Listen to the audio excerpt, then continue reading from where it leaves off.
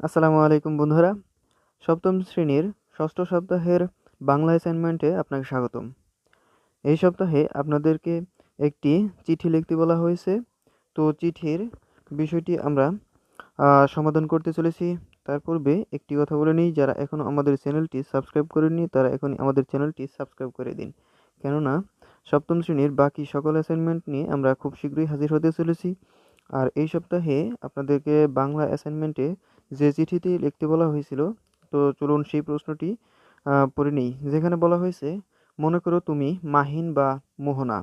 তোমার খেলার সাথী সাজিদ বা সাজেদা করোনা ভাইরাসে আক্রান্ত হলে তোমার মনের অবস্থা জানিয়ে বন্ধু নাফিস বা নাফিসাকে একটি চিঠি লেখো।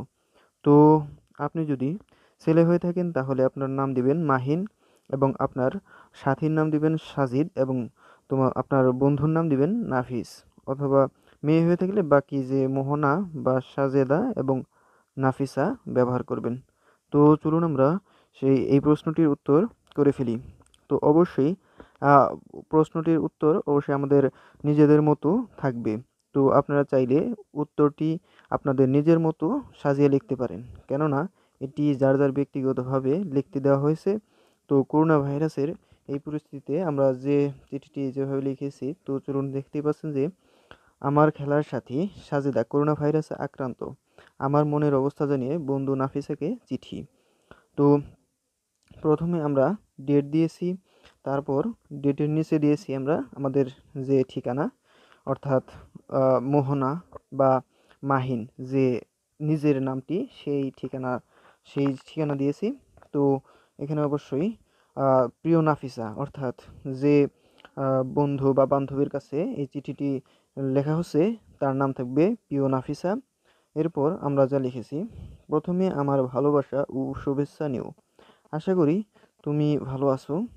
তোমার পরিবারের সবাই কেমন আছে? করোনার এই ভয়াবহ পরিস্থিতিতে আমার বেশি একটা ভালো সময় কাটছে না। তুমি জানো যে সাজেদা আমার সবচেয়ে কাছের এবং খেলার সাথী। আর করোনার এই পরিস্থিতিতে বহু লোক করোনায় আক্রান্ত হচ্ছে।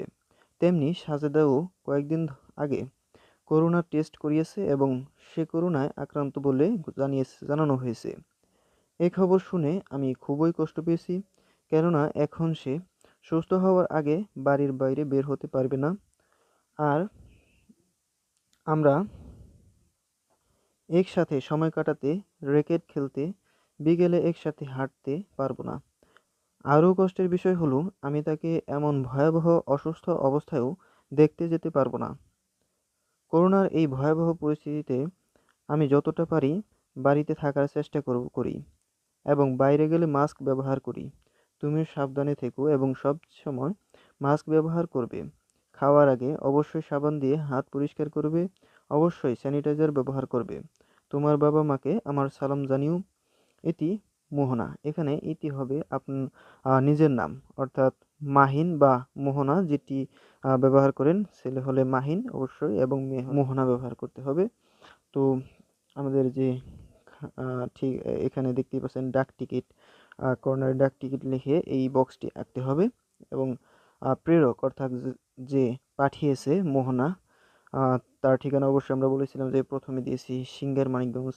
এটা আপনার যার যার ব্যক্তিগত ঠিকানা দিতে পারেন। অবশ্যই এখানে যেহেতু প্রশ্নে বলা নেই ঠিকানা, তাই যে কোনো নিজের ইচ্ছা মতো ঠিকানা দিলেই চলবে।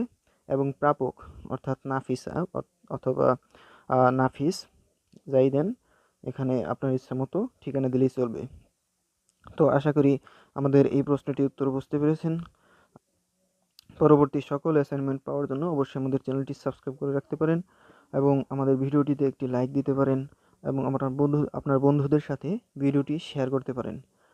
তো আজকের মতো এই পর্যন্তই। আসসালামু আলাইকুম।